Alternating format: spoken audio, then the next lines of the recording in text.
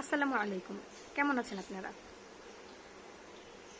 গত সপ্তাহে রেমি নামের একটা মেয়ে কিছু রেকর্ডেড ভিডিও রেখে আত্মহত্যা করেছে।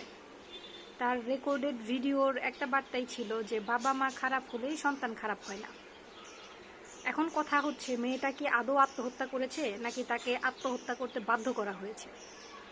আমাদের বাঙালি সমাজের বাঙালি মায়েদের মেন্টালিটি হলো ছেলেরা পছন্দ করে বিয়ে করতে পারবে না। তারা নিজে দেখে শুনে ছেলে মেয়েকে বিয়ে করাবে, এটাই স্বাভাবিক।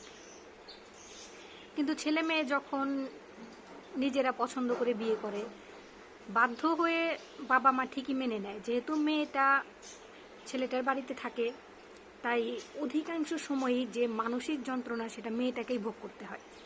কারণ মা বাবা এটা মন থেকে কখনোই মেনে নিতে পারে না যে তাদের ছেলে গিয়ে নিজের পছন্দে আরেকটা মেয়েকে বিয়ে করে নিয়ে এসেছে। তো তারা বিভিন্ন সময়ে বিভিন্ন রকম কথা বলে মেয়েটাকে মানসিক অত্যাচার করতে থাকে। মেয়েটার আরও কিছু ভিডিও দেখে যেটা বুঝলাম যে মেয়েটার ব্রোকেন ফ্যামিলির মেয়ে।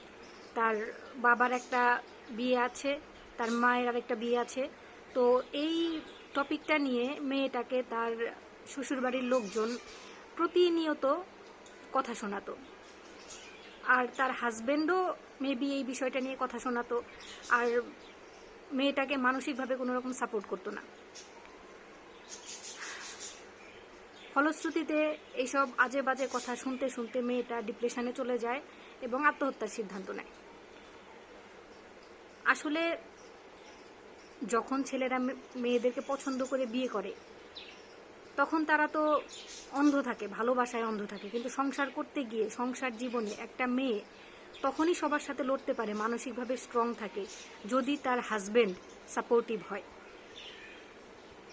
যদি হাজব্যান্ড সাপোর্টিভ না হয়, তাহলে মেয়েরা একদম ভেতর থেকে ভেঙে পড়ে, যেটাই মেয়েটার ক্ষেত্রে হয়েছিল। মেয়েটা বারবার একই কথা বলেছে যে বাবা মা খারাপ হলেই সন্তান খারাপ হয় না। আসলেও দ্বিতীয় সংসার করা, দ্বিতীয় বিয়ে করা, এটা কখনো খারাপ কোনো কিছু না। আমাদের ধর্মে আছে মানুষ দ্বিতীয় বিয়ে করে সংসার করতেই পারে। তার জন্য তার মেয়েকে কেন কথা শোনানো হবে?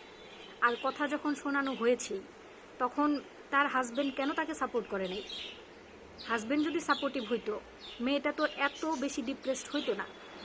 আর আরেকটা কথা হচ্ছে যে আমি তার হাজবেন্ডের বক্তব্য শুনলাম যে এরকম মেয়ে ডিপ্রেসড এর আগেও হয়েছে, তো একা একা থাকলে ঠিক হয়ে যায়। যে মেয়েটা অ্যান্টি ডিপ্রেশনের পিল নিচ্ছে, সেই মেয়েটাকে তার হাজবেন্ড কিভাবে একটা বাসায় একা একা অ্যালাউ করতে পারলো, যে আগেও সুইসাইড অ্যাটেম্প্ট করেছে কিন্তু ভাগ্যক্রমে বেঁচে গিয়েছিল?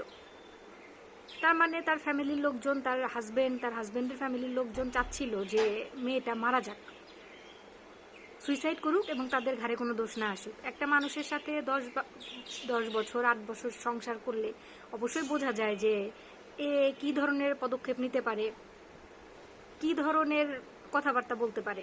তো তারা ভালোভাবে বুঝতে পেরেছিল যে মেয়েটা তাদের অবশ্যই ফাঁসাবে না। একটা ফুলের মতো মেয়ে, তাকে তারা মানসিকভাবে টর্চার করে এতটাই বিপর্যস্ত করেছে যে মেয়েটা মরে গেল। এর দায়ভার কি কেউ নিবে না? ছেলেটা ঠিকই আরেকটা বিয়ে করে নিবে, কিন্তু যে ছোট বাচ্চাটা মা হারিয়েছে, তার অভাব কে পূরণ করবে?